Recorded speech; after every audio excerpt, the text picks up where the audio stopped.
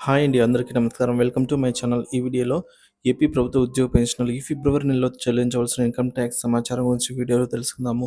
వీడియోనైతే ఎక్కడే గాని స్కిప్ చేయకుండా ఎండ్ వరకు చూడండి. అప్పుడే ఇన్ఫర్మేషన్ పూర్తిగా అర్థమవుతుంది. వీడియో చూస్తున్న ప్రతి ఒక్కరు వీడియోకైతే లైక్ చేయండి ఫ్రెండ్స్. ఈ వీడియోని తోటి ఉద్యోగ పెన్షనర్ మిత్రులతో అయితే షేర్ చేయండి. కొత్తగా మన ఛానల్ చూస్తున్నవారు సబ్స్క్రైబ్ చేసుకోకుంటే వెంటనే మన ఛానల్‌ని సబ్స్క్రైబ్ చేసుకోండి. దీని ద్వారా నేను చేసే లేటెస్ట్ వీడియోస్ అన్నీ మీ వరకు రీచ్ అవుతాయి. ఇక ఆలస్యం చేయకుండా వివరాల్లోకైతే వెళ్ళిపోదాము. సో ఫ్రెండ్స్, ఇక విషయానికొచ్చినట్లయితే ఆంధ్రప్రదేశ్ ఉద్యోగ మరియు పెన్షనర్లకు ఆదాయపు పన్ను చెల్లింపుపై సమగ్ర అవగాహన. ఆంధ్రప్రదేశ్ రాష్ట్రంలోని ఉద్యోగులు మరియు పెన్షనర్లు ఫిబ్రవరి నెలలో చెల్లించాల్సిన ఆదాయ పన్ను గురించి పూర్తి వివరాలు తెలుసుకుందాము. ఆదాయ పన్ను ప్రాథమిక అంశాలు. ఆదాయ పన్ను రిటర్న్స్ ఐటీఆర్ దాఖలు చేయడానికి ఆర్థిక సంవత్సరం ఫినాన్షియల్ ఇయర్ ఏప్రిల్ 1 నుంచి మొదలైన మార్చి 31 వరకు ఉంటుంది. గడిచిన ఆర్థిక సంవత్సరంలో మీ ఆదాయాన్ని లెక్కిస్తారు. దీన్ని ఆదాయ పన్ను అసెస్మెంట్ ఇయర్ అని అయితే పిలుస్తారు. ప్రతి సంవత్సరం వ్యక్తులు, సంస్థలు చెల్లించాల్సిన పన్ను రీఫండ్ వివరాల కోసం ఆదాయ పన్ను రిటర్న్స్ దాఖలు చేయడం తప్పనిసరి. ఆదాయ పన్ను పరిమితి దాటినా లేకున్నా 3,00,000కు పైగా ఆదాయం ఉన్నవారు విధిగా రిటర్న్స్‌ను ఫైల్ చేయడం అవసరము. మీరు చెల్లించాల్సిన ఆదాయ పన్ను మీ ఆదాయం రకం, మొత్తం ఆదాయం, వయస్సు, పన్ను మినహాయింపులు వంటి అంశాలపై అయితే ఆధారపడి ఉంటుంది. TDS tax deduction at source. సాధారణంగా మీ ఆదాయ పన్ను DDO drawing and disbursing officer ద్వారా మినహాయించబడుతుంది. అయితే సేవింగ్స్ ఖాతాలు, ఫిక్స్డ్ డిపాజిట్లపై వచ్చే వడ్డీ వంటి ఇతర ఆదాయ మార్గాలు ఉంటే వాటిపై ఎంత పన్ను పడుతుందో గమనించి దానికి తగ్గట్టుగా పన్ను చెల్లింపుకి ఏర్పాటు చేసుకోవాలి. మీ డీడీఓ మీ జీతం లేదా పెన్షన్ ఆదాయంపై మాత్రమే టీడీఎస్‌ను లెక్కిస్తారు. ఫిక్స్డ్ డిపాజిట్లు, బ్యాంకులు, మ్యూచువల్ ఫండ్స్ వంటి ఇతర ఆదాయాలపై పన్నునైతే మీరు వ్యక్తిగతంగా లెక్కించి చెల్లించాల్సి ఉంటుందన్నమాట.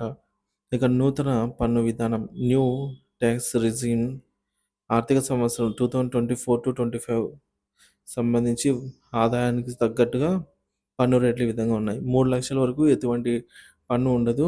3,00,000 నుంచి 6,00,000 వరకు 5% పన్ను, 6-9,00,000 వరకు 10%, 9-12,00,000 వరకు 15%, 12-15,00,000కి 20%, 15,00,000 పైన ఎంత ఉన్నా కూడా 30% అయితే కొత్త ట్యాక్స్ పద్ధతి అయితే ఈ విధంగా ఉండబోతోంది. నూతన పన్ను విధానంలో స్టాండర్డ్ డిడక్షన్ 50,000 నుంచి 75,000కు పెంచారు. సెక్షన్ 87A ప్రకారంగా పన్ను పరిధిలోకి వచ్చే ఆదాయం 7,00,000 లోపు ఉంటే అదనంగా 25,000 వరకు రీబేట్ అందుబాటులో ఉంటుంది. అంటే ఆదాయం 7.5 లక్షల వరకు ఉంటే పన్ను ఉండదు. నూతన పన్ను విధానంలో స్టాండర్డ్ డిడక్షన్ మినహాయింపు, ఇతర సేవింగ్స్‌కు అనుమతి ఉండదు. పాత పన్ను విధానం. పాత పన్ను విధానంలో ప్రభుత్వం ఎలాంటి మార్పులు చేయలేదు. ఈ పన్ను విధానంలో స్లాబులు మీ వయసును మరియు నివాస స్థితిపై ఆధారపడి ఉంటాయి. పన్ను స్లాబులు పాత విధానం. పాత విధానంలో జీతం లేదా పెన్షన్ పొందే వ్యక్తులకు ఆదాయపు పన్ను స్లాబులు 3 రకాలుగా వర్గీకరించబడ్డాయి. 60 సంవత్సరాల లోపు వయసు ఉన్న వ్యక్తులు మరియు హిందూ అవిభాజ్య కుటుంబం హెచ్‌యుఎఫ్. 60-80 సంవత్సరాల మధ్య వయసు ఉన్నవారు సీనియర్ సిటిజన్లు. ఇక 80 సంవత్సరాల పైబడిన వయసు కలిగిన వారికి సూపర్ సీనియర్ సిటిజన్లుగా అయితే విభజించబడ్డాయి. ఈ విధంగా చూసుకోవచ్చు. ఆదాయము తర్వాత 60 ఏళ్ల లోపు ఏజ్‌ని బట్టి అండి. 60-80 ఏళ్ల మధ్య, 80 ఏళ్లు పైబడిన వారికి. సో 2.5 లక్షల వరకు ఎవరికీ ట్యాక్స్ ఉండదు. 2.5 లక్షల నుంచి 3 లక్షల వరకు కూడా ఎటువంటి ట్యాక్స్ లేదు. 3 లక్షల నుంచి 5 లక్షల వరకు 5% ట్యాక్సు 80 సంవత్సరాల వారికి. సో 80 సంవత్సరాలు పైబడిన వారికి ఎటువంటి ట్యాక్స్ ఉండదు. ఇక 5 లక్షల నుంచి 10 లక్షల మధ్యలో ఉంటే 20% ట్యాక్సు. ఇక 10 లక్షల పైన ఎంత ఉన్నా కూడా 30% ట్యాక్స్ అయితే ఈ విధంగా వయసును బట్టి ట్యాక్స్ నిర్ధారించడం జరిగిందనమాట. ఉదాహరణకు కొత్త మరియు పాత పన్ను విధానంలో ఆదాయ పన్ను లెక్కింపును కొన్ని ఉదాహరణ ద్వారా అయితే చూద్దాము. ఉదాహరణ 1 ఎగ్జాంపుల్ 1 అండి. వార్షిక ఆదాయము 7.5 లక్షలు ఉంటే నూతన విధానంలో స్టాండర్డ్ డిడక్షన్ 75,000 తీసివేయగా పన్ను పరిధిలోకి వచ్చే ఆదాయం 6,75,000 అవుతుంది. దీనిపై 5% పన్ను అంటే రూ. 33,750 చెల్లించాల్సి ఉంటుంది. సెక్షన్ 87A కింద రూ. 25,000 వరకు రీబేట్ వస్తుంది. కాబట్టి రూ. 8,750 వరకు చెల్లించాల్సి ఉంటుంది. పాత విధానంలో స్టాండర్డ్ డిడక్షన్ అనేది 50,000 ఇతర సేవింగ్స్‌కి కూడా అనుమతి ఉంటాది. సెక్షన్ 87 కింద 5,00,000 లోపు ఆదాయం ఉంటే పన్ను మినహాయింపు ఉంటుంది. ఇక ఎగ్జాంపుల్ 2 60-80 సంవత్సరాల మధ్య వయసు ఉన్న సీనియర్ సిటిజన్ వార్షిక ఆదాయం అనేది 7,50,000 అయితే పాత పన్ను విధానంలో పన్ను లెక్కింపు ఇలా ఉంటుంది. వార్షిక ఆదాయం అనేది రూ. 7,50,000. స్టాండర్డ్ డిడక్షన్ అనేది 50,000 తీసివేయగా ఆదాయము 7,00,000 అవుతుంది. 60 ఏళ్లు పైబడిన వారికి 3,00,000 వరకు పన్ను ఉండదు. మిగిలిన 4,00,000పై పన్ను లెక్కిస్తే 3,00,000పై 5% అంటే రూ. 10,000 అవుతుంది 4,00,000కి.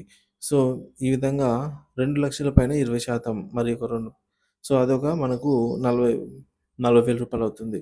సో, మొత్తం రూ. 50,000 పన్ను అవుతుందన్నమాట. ట్యాక్స్. దీనికి అదనంగా సెస్ కూడా ఉంటుంది. ఇక ఎగ్జాంపుల్ 3 పైన తెలిపిన సీనియర్ సిటిజన్ 2,40,600 వరకు సేవింగ్స్ చేస్తే పన్ను లెక్కింపు ఈ విధంగా ఉంటుంది. వార్షిక ఆదాయము రూ. 7,50,000, స్టాండర్డ్ డిడక్షన్ రూ. 50,000 మరియు సేవింగ్స్ రూ. 2,40,600 తీసివేయగా పన్ను పరిధిలోకి వచ్చే ఆదాయము రూ. 4,59,400 అవుతుంది. దీనిపై రూ. 9,225 పన్ను అయితే పడుతుంది. సెక్షన్ 87A ప్రకారంగా ఈయనకు పన్ను మినహాయింపు అయితే లభిస్తుంది. ఇక ముఖ్యాంశాలు. మీకు ఏది అనుకూలమో తెలుసుకోవడానికి పాత మరియు కొత్త పన్ను విధానాలను జాగ్రత్తగా అయితే పరిశీలించండి. అధిక ఆదాయపు పన్ను చెల్లించాల్సిన వారు ఆదాయంపై ఐటీని ముందుగానే మదింపు చేసుకొని ఐటీ చట్టం ప్రకారం ఏప్రిల్ నుంచి ఐటీ మినహాయింపులు అయితే పొందవచ్చు. దీనికోసం సంబంధిత ఎస్టీఓను సంప్రదించి ఆదాయ పన్ను మినహాయింపు పొందవచ్చు. చివరి 4 నెలల్లో ఐటీ మినహాయింపు వల్ల ఆర్థిక ఇబ్బందులు ఉంటాయి.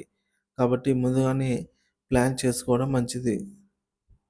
ఈ ఆర్థిక సంవత్సరం ఆదాయ పన్ను పరిధిలోకి వచ్చే వారందరూ కూడా డిఫాల్ట్‌గా అయితే న్యూ ట్యాక్స్ రీజియన్ కొత్త పరిధిలోకి అయితే వస్తారు.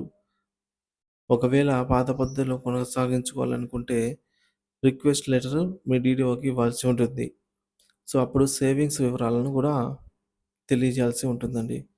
సో, మొత్తానికైతే ఆదాయ పన్ను గురించి ఈ విధంగా సమగ్ర సమాచారం అయితే తెలియడం జరిగిందండి.